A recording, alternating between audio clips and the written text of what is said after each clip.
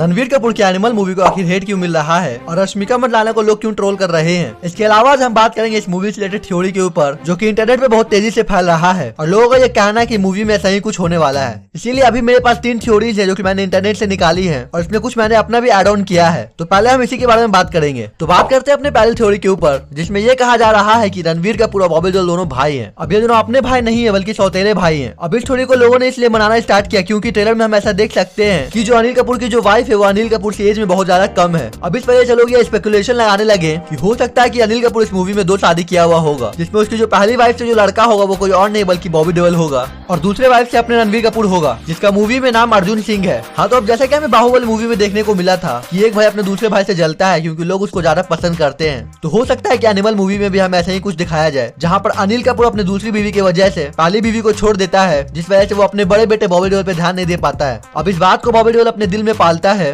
और अपने बाप अनिल कपूर से नफरत करने लगता है और उसे बर्बाद करना चाहता है। इसीलिए बॉबी देओल वो सारी चीजें कर रहा है जिससे अनिल कपूर रणवीर कपूर को गलत समझे और उससे नफरत करने लगे और बाद में जब रणवीर कपूर उसको छोड़ के चला जाए तो अनिल कपूर के जितना भी प्रॉपर्टी है वो बॉबी देओल को मिल जाए और इसीलिए उसने शायद अनिल कपूर को एक बार मारने की कोशिश भी की थी जो कि हमें ट्रेलर में दिखाया गया है। हाँ तो ऐसा कुछ हो सकता है मूवी में और ये चीज सुनने में सेंस भी बना रही है। इसके बाद बात करते हैं दूसरे थ्योरी के बारे में जो कि इंटरनेट पर ज्यादा फैल रही है और कुछ लोग तो ये कह रहे हैं कि ये मूवी से लीक कर दिया गया है और बिल्कुल सेम ही मूवी में स्टोरी होने वाली है। तो ऐसा कहा जा रहा है कि इस मूवी में रणवीर कपूर को एक साइकोलॉजिकल बीमारी होगी जिस वजह से वो मूवी में अजीब अजीब हरकतें करते हुए नजर आएगा। अब ऐसा इसलिए है क्योंकि उसके इमेजिनेशन में कुछ लोग ऐसे दिख रहे हैं जो कि उसके बाप को मारना चाह रहे हैं और उन्हीं में से जो एक है वो है अपना बॉबी देओल। अब बॉबी देओल के कैरेक्टर के लिए इंटरनेट पर यह कहा जा रहा है कि वो मूवी में गूंगा होने वाला है। अब ये बात कितना सही और कितना गलत है मुझे नहीं पता, लेकिन हाँ ऐसी बात हो रही है। खैर अपने थ्योरी पे वापस आते हैं। तो जैसा कि मैंने कहा कि बॉबी देओल सिर्फ रणवीर कपूर का एक इमेजिनेशन है, इसका मतलब ये होता है कि वो मूवी में रियल में एग्जिस्ट नहीं करता है। तो आखिर रणवीर कपूर के साथ ऐसा क्यों हो रहा है? तो शायद इसका जवाब हम सब जानते हैं। अगर आपने एनिमल के टीजर को अच्छे से देखा है तो उसमें हमें ऐसा दिखाया गया है कि अनिल कपूर जो है वो अपने बेटे रणवीर कपूर को बचपन से ही मारता पीटता है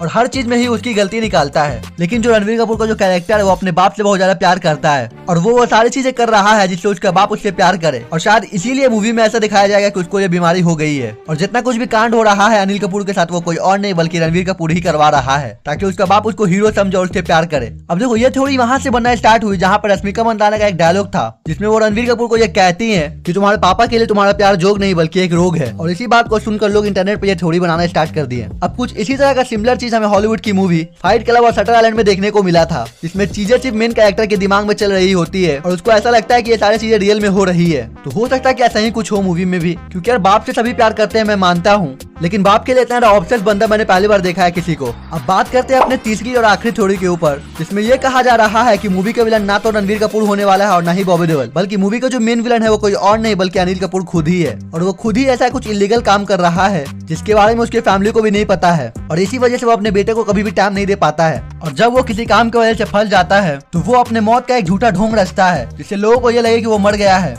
और इसी का सहारा लेकर वो अपने बेटे को अपने काम में शामिल कर लेता है और अपने कंपनी का बागडोर उसको दे देता है जहाँ सारी इलीगल चीजें हो रही है। इसीलिए मूवी के लास्ट में रणवीर कपूर को ये पता चलेगा कि उसका बाप जिसको वो हीरो समझता है वो हीरो नहीं बल्कि एक विलन है और उसके बचपन से जितनी भी उसके साथ जो बुरी चीजें हुई है उसका जिम्मेदार कोई और नहीं बल्कि उसका बाप है। क्योंकि यार ट्रेलर में भी हमें अनिल कपूर के कैरेक्टर के बारे में ज्यादा कुछ नहीं पता चल रहा है कि आखिर वो कैसा बंदा है और वो क्या काम करता है, आखिर लोग उसको क्यों मारना चाह रहे हैं। तो हाँ ये तीनों थ्योरी काफी ज्यादा इंटरनेट पे फैल रही है तो इसीलिए मैंने ये सोचा कि मुझे इस पर एक वीडियो बनाना चाहिए ताकि आप लोगों को भी पता चल सके कि इस मूवी से रिलेटेड क्या बातें चल रही है इंटरनेट पर। बाकी आप बात करते हैं कि आखिर इस मूवी को हेट क्यों मिल रहा है। तो देखो जो इस मूवी को जो हेट मिल रहा है वो नॉर्थ से नहीं बल्कि साउथ वालों की तरफ से है। अब ऐसा इसलिए है क्योंकि इस मूवी में एक सॉन्ग है जिसका नाम है अर्जुन वैली और संदीप रेड्डी ने ये कहा है कि उस सॉन्ग को वो लोग किसी और लैंग्वेज में डब नहीं करेंगे बल्कि सारी लैंग्वेज में वही सॉन्ग होने वाला है। और जैसा कि आपने ट्रेलर देखा है तो आपने ये चीज नोटिस किया होगा कि वही इस मूवी का बैकग्राउंड म्यूजिक होने वाला है जो कि सुनने में काफी बवाल लग रहा है। लेकिन क्योंकि इस सॉन्ग का लैंग्वेज जो है वो पंजाबी है जिस वजह से साउथ इंडियन को इसका लैंग्वेज समझ में नहीं आ रहा है कि इसमें आखिर बोला क्या जा रहा है। इसीलिए वहाँ के सारे लोग नहीं बल्कि कुछ लोग संदीप रेड्डी के ट्विटर पोस्ट पे जाकर इसको क्रिटिसाइज कर रहे हैं और कह रहे हैं कि उनको ये सॉन्ग पसंद नहीं आया और उन्हें ये ट्रेलर भी बकवास लगा। अब ऐसे करने वालों का गिनती बहुत कम है, लेकिन हाँ कुछ लोग ऐसे हैं जो कि इस मूवी को हेट दे रहे हैं। इसका जवाब देते हुए मैं बस इतना ही कहूंगा कि यार नॉर्थ इंडियन भी साउथ इंडियन की मूवी देखते हैं और रही बात लैंग्वेज की तो पूरी मूवी को हर लैंग्वेज में डब किया जा रहा है, बस उस सॉन्ग को ही डब नहीं किया जा रहा है ताकि उस सॉन्ग की जो ऑथेंटिसिटी है वो बरकरार रहे और हर लैंग्वेज में वो वैसा ही फील दे जैसा कि हम सभी को अभी दे रहा है। क्योंकि यार कुछ चीजों को वैसा ही छोड़ देना चाहिए जैसे कि वो ओरिजिनल में होती है और इसका एग्जांपल हमने जवान मूवी में देखा है जहाँ पर जवान के जितने भी सॉन्ग थे वो बहुत ज्यादा अजीब थे क्योंकि उनको डब किया गया है।